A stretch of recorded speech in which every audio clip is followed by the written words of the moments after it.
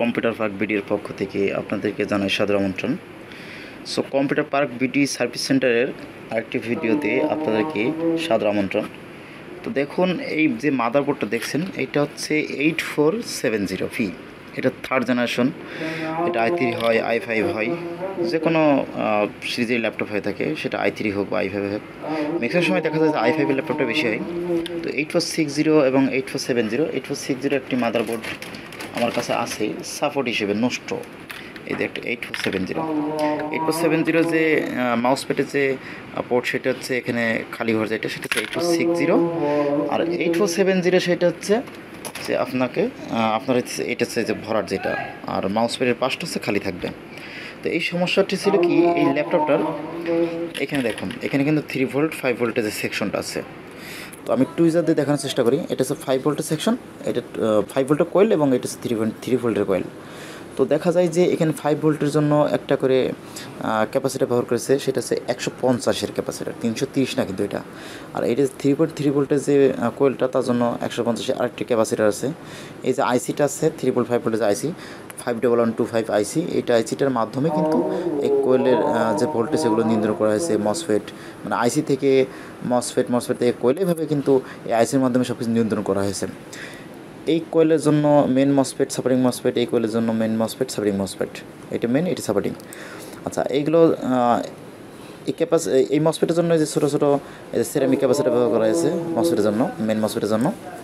আর supporting MOSFET তো আসলে voltage ঢুকবে, কিন্তু লাস্টের সোর্সে কিন্তু গ্রাউন্ড থাকবে, মানে গ্রাউন্ড হয়ে যাবে, এটা হচ্ছে বিষয়। তো এইটা কিন্তু মেন সমস্যা ছিল কি, এটা নো পাওয়ার ছিল। এটা সমস্যা ছিল হচ্ছে 3.3 ভোল্টের প্রবলেম ছিল। 3.3 ভোল্ট আমরা শর্ট দেখাই, দুপাশেই শর্ট দেখাই। এবং এই যে মেন মসফেটটা কিন্তু শর্ট দেখাই, সাপোর্টিং মসফেট ভালো দেখাই, কারণ সাপোর্টিং মসফেট তো গ্রাউন্ড হিসেবে ব্যবহার করা হয়েছে, ঠিক আছে। তো এখানে কিন্তু মেন মসফেট শর্ট দেখাই এবং কোয়েল কিন্তু শর্ট দেখাই, এই যে ক্যাপাসিটার শর্ট দেখাই। কিন্তু এই সেকশন ঠিক আছে, 5 ভোল্ট সেকশন ঠিক ছিল, এই 5 ভোল্ট সেকশন ঠিক আছে, 3 ভোল্ট সেকশনটা সমস্যা দেখাই। তো তখন দেখা যায় যে আমরা কিন্তু ফার্স্ট টাইম এই যে এই মসফেটটা তুলে দেখি, এখানে ক্যাপাসিটার তুলে দেখি, আইসি তুলে দেখি, কিন্তু শর্ট কিন্তু কাটে না বা শর্ট ছড়ায় না। তো এই প্রবলেমটা আমরা কিন্তু অলরেডি দেখছি যে আসলে এই সমস্যাটা মেন হইতেছে কি, এইখান থেকে দেখুন,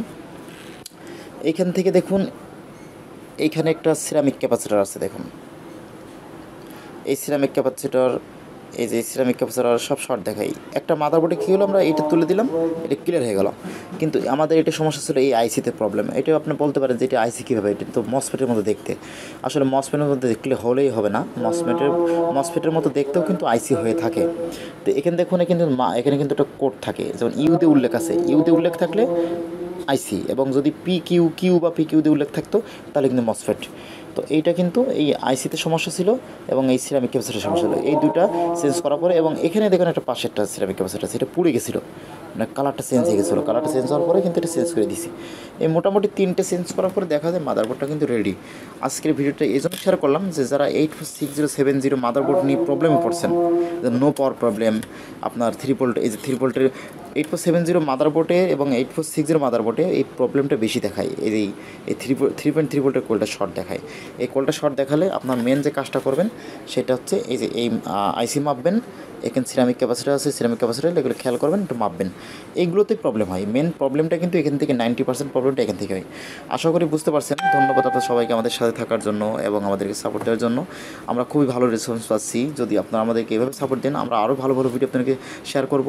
একটা সার্ভিস করা চাচ্ছেন, আমাদের স্ক্রিনে দেওয়া ফোন নম্বরে চলে আসুন, ফোন নম্বরে ফোন দিন এবং আমাদের সাথে বিস্তারিত কথা বলুন এবং আমাদের ঠিকানা চলে আসুন। ধন্যবাদ আপনাদের সবাইকে, ভালো থাকবেন, সবাই আমাদেরকে সাপোর্ট করবেন এবং আমাদের চ্যানেলটি অবশ্যই সাবস্ক্রাইব করে রাখবেন। ধন্যবাদ।